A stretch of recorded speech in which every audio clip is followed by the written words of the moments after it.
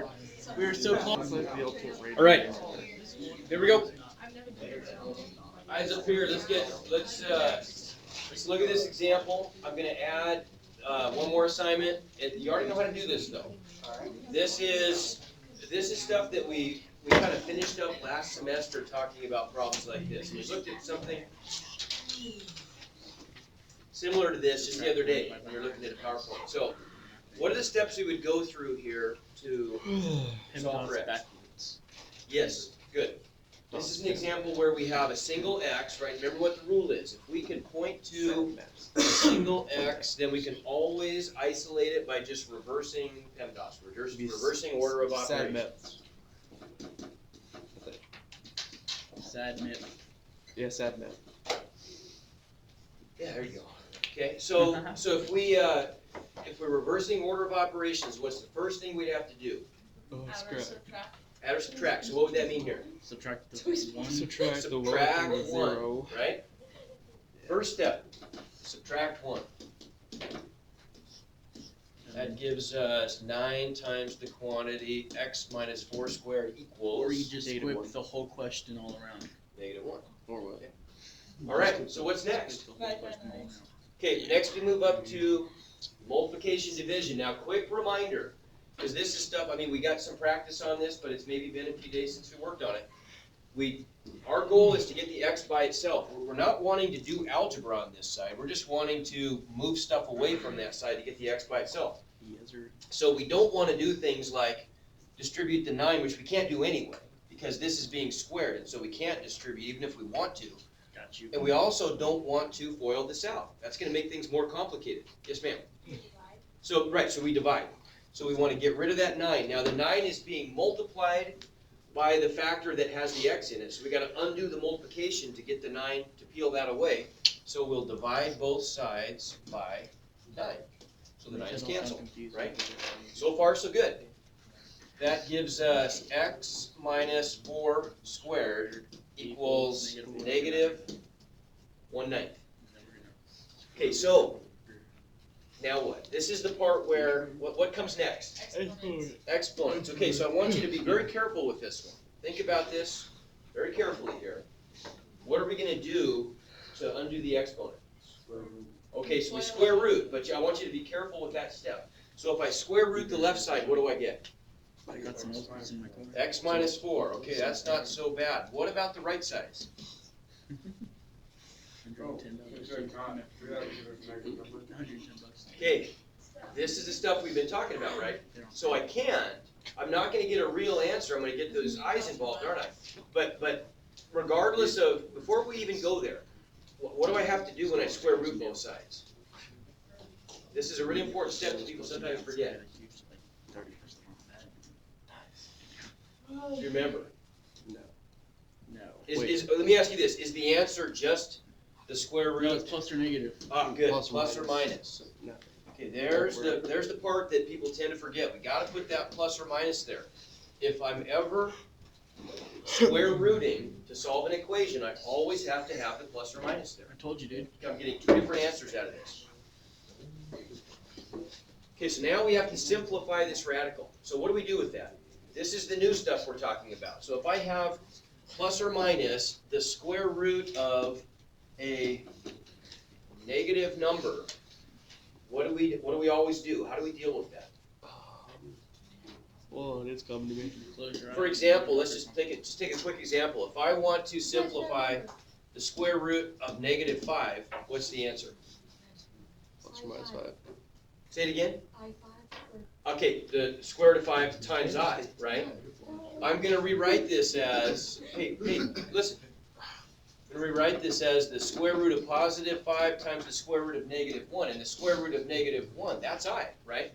And we don't have to show that step. We always just know that if there's a negative inside the radical, then I'm going to factor that out as an I. So I get a positive number under the radical, but an I outside the radical, right? So that becomes an I This is so confusing. times the square root of +5, I don't right? remember learning this in the other class. So, Okay. on our problem, it would be I square root of 9. Okay, so on our problem, let's go back to our problem. So on our problem then, we're gonna get the I is gonna be outside, right? And then I've got the square root of positive 1/9 that we still have to simplify. I want all phones away, completely away. I don't wanna see any. Put them in your This pockets, is my tablet. completely away. Completely away. AJ, put that away. I got to. Okay. Oh, do you want it? No, if you don't put it away, I do, yeah. Put it away. Sell it to you. Okay, so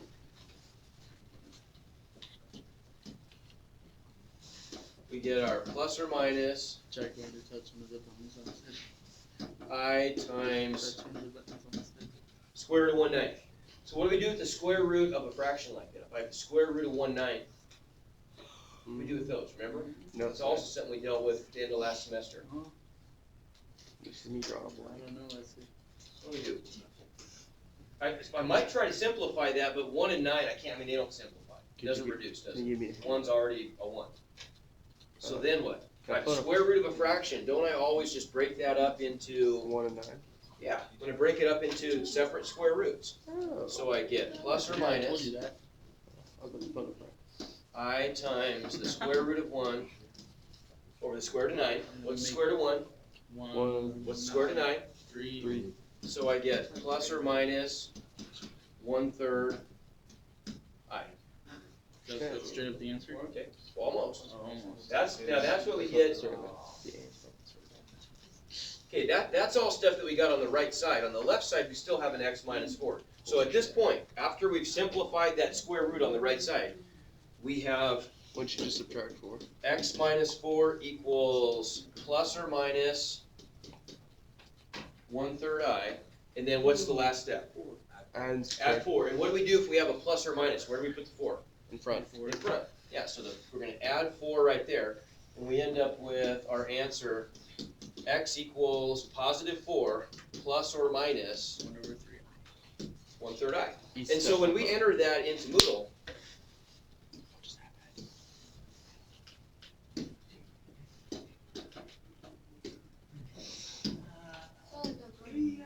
Hey, copy paste is bad for you.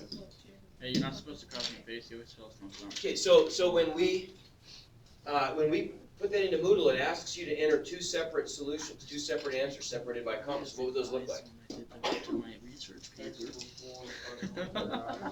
Yeah, 4 plus 1/3 I, Comma, 4 minus 1/3 I. 1/3 I.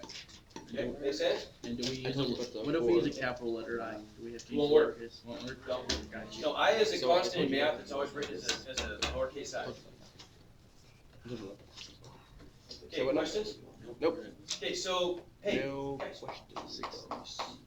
So remember that this is the whole point of us going through the complex number stuff. And you have an assignment about how to add and subtract those things. I'm gonna give you another short assignment on complex numbers about calculating, the complex plane stuff, right? Calculating the modulus. How do we do that real quick? If I have a complex number, z equals -2 plus 3i, and I want to calculate the modulus. Book calls it absolute value. What's the modulus of z there? Can we just stick with absolute value? I don't like modulus. You can call it that if you want, it's fine. I'm just sticking with Oh, absolute. so that's what that. So what's the formula? Oh, you know. That one. You know what we don't see one. Just go and tell It's gonna be the square root of a squared squared plus b squared. plus b squared. What's a and what's b? Negative 2. Okay, -2 is a, b is 3. So when we put that in our calculator, we would just write that as the square root of what? -2 plus 3. Not -2 squared. Oh, But when I square a yeah, so negative, the- what's my new strategy for that? Since 4. Square the positive, right? Yeah. Did we talk about that? No. Thought we did. Maybe we didn't. Whenever you're going to start to do this a lot, we're getting into a part of the chapter where you're going to be entering lots of square roots of things that are squared. And when you do that, and you've already done some of that stuff in the past when you do like distance formula. When you enter a number that's being squared, it doesn't even have to be in a square root. If you're squaring a number that's negative on the calculator, it's really easy to make a mistake. If I say -2 squared, what's the calculator give me back? 4. No, -4. it gives me back -4, which is incorrect. If I want to square the number -2, what do I have to do on the calculator? Parentheses. Yeah, I have to put parentheses. That's easy to forget, and that's a lot of stuff to type. I've got, I gotta type the parentheses, the open parentheses, I gotta type the negative, I gotta type the closed parentheses, I gotta remember to do it. That's, it's extra buttons to push, and it's something to remember. So the short trick for this, the moral of the story is, whenever you are entering a negative number into a calculator, it's gonna be squared. If it's not gonna be squared, this doesn't work, but if you're squaring a negative number, always just square the positive, right? Because you know that negative 7 squared is what? What is negative 7 squared? 49. What's positive 7 squared? 49. So why not just square positive 7 when you're squaring negative 7, right? So when you put this into the calculator, we would just make that 2 squared plus 3 squared is 4 plus 9, so it's just the square root of 13, isn't it? Square root of 4 plus 9. So that's your answer. Okay? Make sense? Mm-hmm. Okay, I think we're ready. Let's do it. Date with fate. 209. I'll bet you it's gonna be 205.